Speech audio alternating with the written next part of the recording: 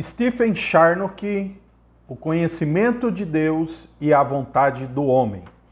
Eu vou ler aqui um pequeno trecho de uma tradução da grande obra de Stephen Charnock, um puritano, que escreveu uma obra intitulada O Retrato de Deus, considerada a mais extensa e profunda obra escrita por um teólogo cristão sobre Deus, o ser de Deus e seus atributos. É lamentável que essa obra, tanto quanto tantas outras dos puritanos, não está traduzido em nossa língua e assim as pessoas poderem ter acesso à excelência daquilo que foi tratado ali.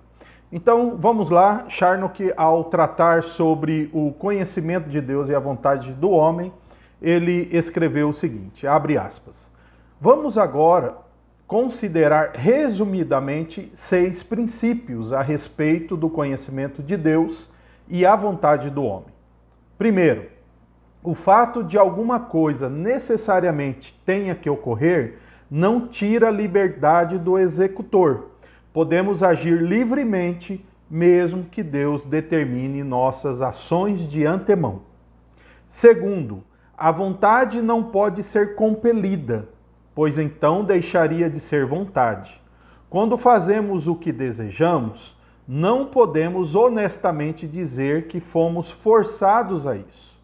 Adão não ousou acusar a Deus por forçá-lo a pecar.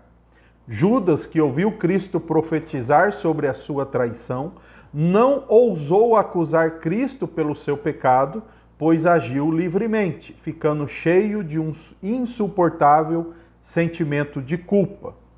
Terceiro, considerada em si mesma, a presciência de Deus não é a causa de nada.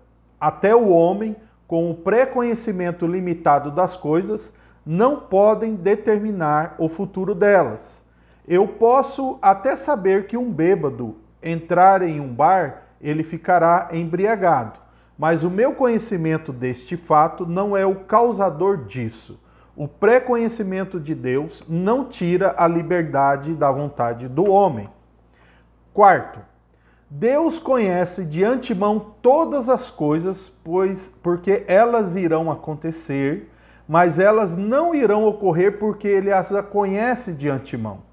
Algumas coisas Deus determinou fazer por si mesmo, enquanto outras Ele permitiu que suas criaturas fizessem, retirando assim o seu poder restritor sobre elas. Isso elimina de Deus qualquer cumplicidade ou autoria com relação ao pecado. Quinto, Deus não somente previu as ações dos homens, mas também a vontade dos homens. O conhecimento de Deus do homem não faz com que o homem seja menos homem. Embora Deus conheça os agentes livres, eles permanecem na posição de liberdade, não de compulsão.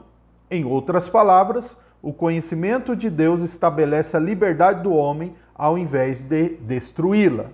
Sexta, a fim de defender a liberdade da vontade do homem, não devemos negar a perfeição do conhecimento de Deus. Devemos esperar até aquele último dia para que possamos conciliar melhor estas duas verdades.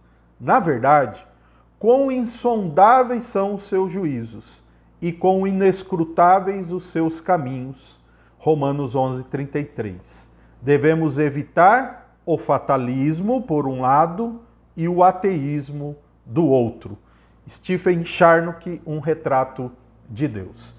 Que a leitura desta parte possa ser edificante para a sua vida e ajudar você a refletir um pouco mais sobre o que o calvinismo confessional bíblico de fato pensa sobre o domínio de Deus em todas as coisas, nas ações, na vontade do homem, e assim considerar que calvinista não diz que Deus é autor do pecado. Que Deus te abençoe.